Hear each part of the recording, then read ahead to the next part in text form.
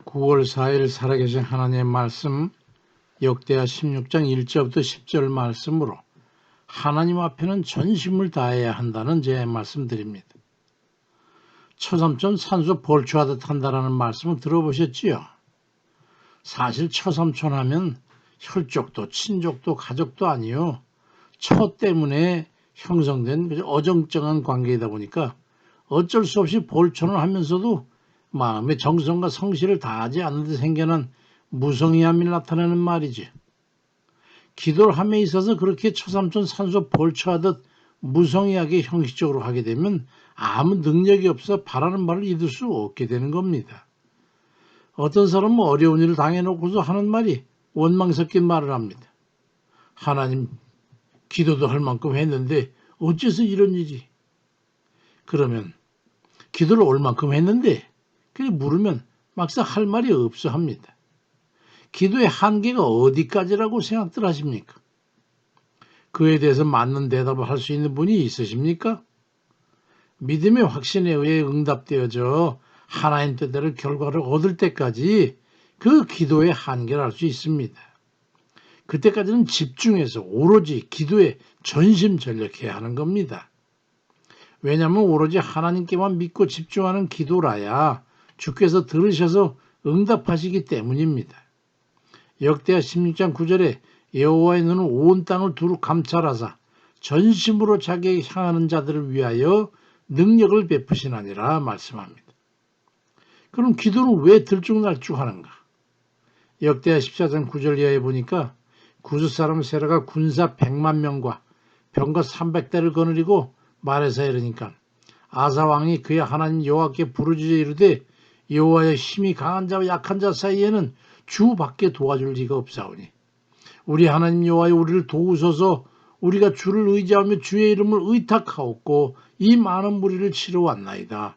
여호와여 주는 우리 하나님이시니 원하건대 사람이 주를 이기지 못하게 하옵소서 했더니 여호와께서 구스 사람을 치시니 이에 구스 사람들이 엎드려지고 살아남은 자가 없었다고 기록되어 있습니다. 100만 명이 죽은 거예요. 하나님께서. 그런데 이번에는 반도 안 되는 북쪽 이스라엘이 치러 올라오니까 역대하 16장 2절에 보니까 아사가 여호와의 전 곡관과 왕궁 곡관에 금을 내어다가 다메섹 왕 베나닷에게 보내서 이스라엘 왕과 맺어진 그 바하사의 도명을 깨뜨려 가지고 그를 떠나게 하라고 하며 베나닷이 이스라엘 성읍을 치니까 북쪽 이스라엘 왕 바하사가 듣고 물러갔다라고 기록되어 있습니다. 그런데 역대하 16장 7절 이하에 그때 선견자 하나니가 유다 왕 아사에게 와서 이르되 구스 사람과 룹 사람의 군대가 크고 말과 병거가 심히 많았어도 왕이 여호와를 의지하였으므로 여호와께서 왕의 손에 넘기셨습니다. 그런데 이제 와서 여호와의 하나님 손에 의지하지 않고 베나닷이라는 사람을 의지해가지고 하나님 영광을 가렸으니 이제부터 하나님의 손을 당신이 놔버렸기 때문에 당신 땅에 전쟁이 있게 될 거라고 말씀합니다. 하나님을 버리니 버림받게 되는 거예요. 내 힘과 능력이 전무할 때 하나님을 전적으로 의지해야 합니다.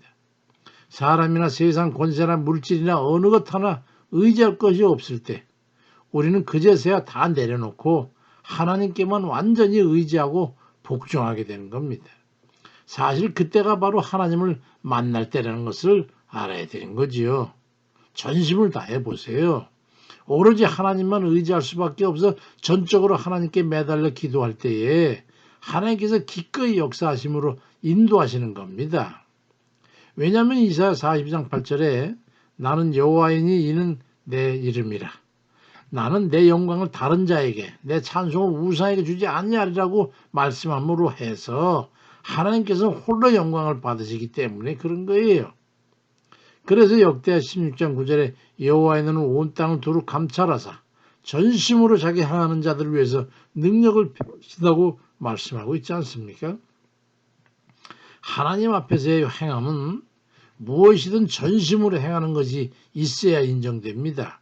기도가 그렇잖아요. 시편 119편 115, 145절에 여호와여 내가 전심으로 부르짖었사오니 내게 응답하소서. 내가 주의 교훈들을 지키리이다 말씀하고 시편 119편 2절에는 여호와의 증거를 지키고 전심으로 여호와를 구하는 자가 복이 있다고 말씀합니다. 감사를 하는 것도 마찬가지예요.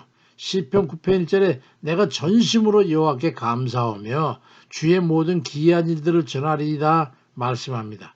선행도 그러게요. 이사야 38장 3절에 여호와여 구하오니 내가 주 앞에서 진실과 전심으로 행하며 주의 목전에 선하게 행한 것을 기억하옵소서 하고 히스기야가 심히 통곡하니 그 죽음에서 구원을 얻었던 거 아니겠습니까? 하나님 앞에 감사와 찬송과 기도와 선행과 회개 어떤 그 무엇이든 간에 주께 기억하신 바되는 그 전심을 다해 행하는 이들 다 되시기를 주의 이름으로 축원드립니다. 아멘입니다.